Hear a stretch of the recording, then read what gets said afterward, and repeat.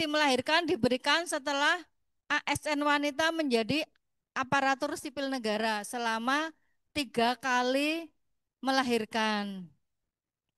Jadi, kalau sebelum menjadi ASN sudah punya 2 anak, maka yang bersangkutan masih memiliki hak cuti melahirkan sampai anak ke-5. Nggih. Kan 3 kali melahirkan, Bu.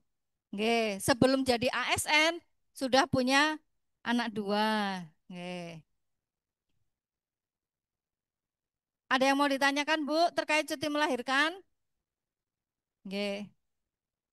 Bagaimana kalau ASN wanita keguguran? Kalau ASN wanita keguguran gimana Bapak Ibu? Nah ini ASN wanita yang keguguran berhak mendapatkan cuti sakit. Jadi misalnya ada bawahan Bapak Ibu ASN wanita yang keguguran, diberikannya bukan cuti melahirkan tetapi cuti sakit maksimal 1,5 bulan. Oke. Oke. Termasuk berarti P3K wanita yang sakit karena keguguran itu berarti cuti sakitnya 1,5 bulan maksimal. Berarti harus dilampiri surat keterangan dokter atau bidan yang menyatakan bahwa yang bersangkutan memang mengalami keguguran seperti itu. Ada lagi yang tadi yang ditanyakan untuk ibadah ya Pak? Ibadah, nggih. Jadi Bapak Ibu untuk ibadah cuti besar, Mbak. Nggih. Nah, ini Bapak Ibu ibadah jika yang dimaksudkan ibadah adalah ibadah haji, maka untuk pegawai negeri sipil bisa menggunakan cuti besar. Nggih. Cuti besar itu lamanya maksimal 3 bulan. Jadi kalau misalnya ada Bapak Ibu atau bawahan Bapak Ibu mau melaksanakan ibadah haji, sebenarnya bisa mengambil cuti selama 3 bulan. Tetapi memang yang kebanyakan diambil itu sekitar 45 hari kerja. Itu 3 bulannya maksudnya masih ada sisa. Tetapi sisanya hangus Bapak Ibu kalau cuma diambil 45 hari kerja. Seperti itu. Nah, bagaimana halnya dengan P3K yang akan melaksanakan ibadah haji? Nah, itu sesuai dengan surat edaran Menpan nomor 14 tahun 2023. Bagi P3K yang akan melaksanakan ibadah haji, maka yang bersangkutan menggunakan hak cuti tahunannya eh, dengan mengambil hak cuti tahunan berikutnya. Jadi misalnya nih, besok atau kemarin tahun 2025 nggih. Tahun 2025 kemarin P3K naik haji, maka dia mengambil atau menggunakan hak cuti tahunan 2025, 2026, 2027 jadi hutang cuti. Nah, ini Bapak Ibu bisa dipahami nggih? Jadi untuk P3K yang akan melaksanakan ibadah haji menggunakan hak cuti tahunannya tetapi jadi menggunakan hak cuti tahunannya untuk tahun-tahun ke depannya. Sehingga perlu diingatkan bagi P3K yang sudah melaksanakan ibadah haji, tapi itu adalah ibadah haji yang pertama kali. Ibadah haji yang pertama kali. Ada yang ditanyakan Bapak Ibu? Ya, silakan Pak. Seandainya ada seorang P3K laki-laki Yeah. punya istri, istrinya non ASN sakit-sakitan terus Yeah. dan harus berobat ke luar negeri. Yeah.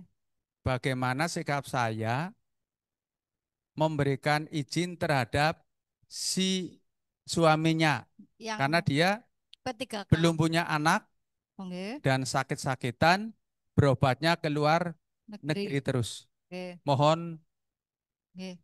petunjuk dari Ibu. Matur nuwun. Terima kasih Bapak. Jadi karena kita sudah terikat kontrak sebagai aparatur sipil negara ya Bapak Ibu, sehingga kita memang harus mematuhi setiap ketentuan peraturan perundang-undangan yang berlaku untuk aparatur sipil negara. Jadi apabila kondisinya seperti itu, P3K pria akan mendampingi istrinya untuk ke luar negeri dalam rangka berobat, maka yang bersangkutan itu menggunakan hak cuti tahunannya. Karena tidak ada sih hak cuti tahunan, cuti yang lain, cuti sakit bukan, cuti melahirkan apalagi gitu kan. Terus cuti sakit, cuti melahirkan, kemudian cuti tahunan dan cuti bersama. Jadi jalan satu-satunya hanya menggunakan hak cuti tahunan, Pak. Sehingga Bapak perlu menyampaikan pada yang bersangkutan bahwa jenengan ini hanya bisa menggunakan cuti tahunan. Nah, kemudian dilihat apa saja ketentuan dan persyaratan untuk bisa mengambil cuti tahunan, mengatakan Pak. Oke. Nah, apabila masa kerjanya itu sudah 1 tahun berarti aman nggak Pak? Tetapi kalau masa kerjanya belum ada 1 tahun berarti dia menggunakan yang tadi Pak, maksimal 6 hari kerja.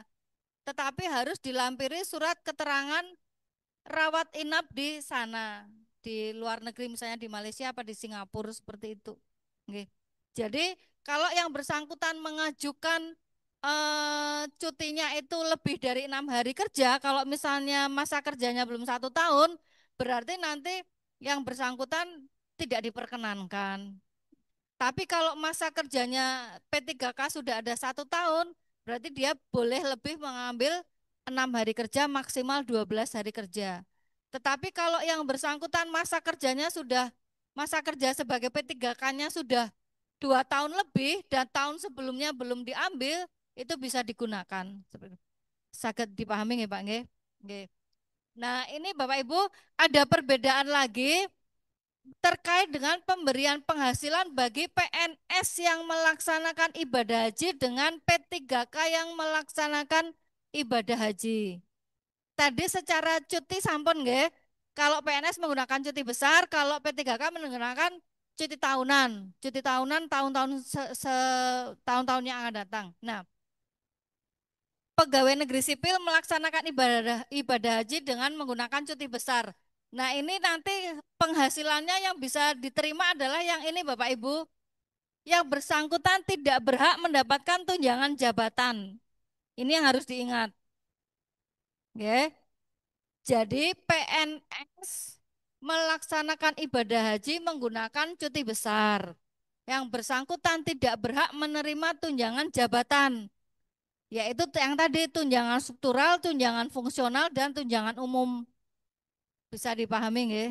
Nggih, jadi kalau yang bersangkutan adalah guru berarti tidak berhak menerima tunjangan pendidik. Kalau yang bersangkutan adalah struktural, misalnya eselon 3 atau eselon 2 tidak berhak mendapatkan tunjangan strukturalnya. Kalau yang bersangkutan pelaksana, bukan struktural, bukan fungsional yang tadi saya sampaikan berdasarkan golongan, itu juga tidak berhak diterima. Bisa dipahami ya Bapak Ibu? Nah, kalau P3K yang melaksanakan ibadah haji itu kan menggunakan cuti tahunan. Berarti cuti tahunan masih berhak mendapatkan tunjangan jabatan. Bisa dipahami ya Bapak Ibu? Misalnya ada P3K guru. P3K guru melaksanakan ibadah haji menggunakan cuti tahunan berarti masih berhak mendapatkan tunjangan fungsional guru. Ada yang ditanyakan Bapak Ibu? Sudah cukup? Nggih. Selanjutnya Mbak. Nah ini Bapak Ibu yang tadi kami sampaikan cuti alasan penting untuk pegawai negeri sipil yang tidak mengurangi hak cuti tahunannya. Ini. Ada yang mau ditanyakan Bapak Ibu terkait cuti alasan penting? Cekap? Nggih. Nah, ini Bapak Ibu, ini yang tadi apa kemarin ya ditanyakan selama 30 hari Bapak tadi nggak kayaknya. Jadi cuti alasan penting memang maksimal 1 bulan, itu maksimal.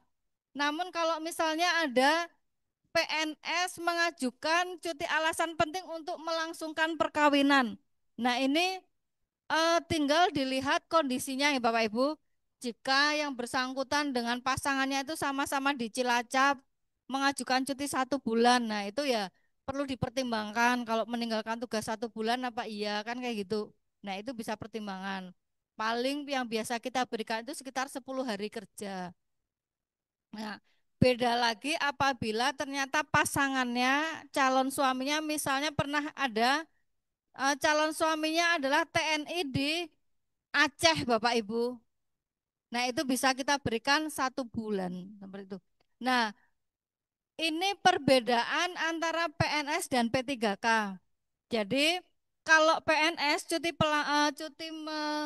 alasan penting untuk melangsungkan perkawinan itu perkawinan pertama, kedua dan seterusnya. Maksudnya kedua dan seterusnya itu misalnya perkawinan pertama terputus karena pasangan meninggal dunia misalnya. Terus setelah yang bersangkutan eh, ini menikah lagi. Nah, itu menggunakan cuti alasan penting kalau untuk pegawai negeri sipil gitu.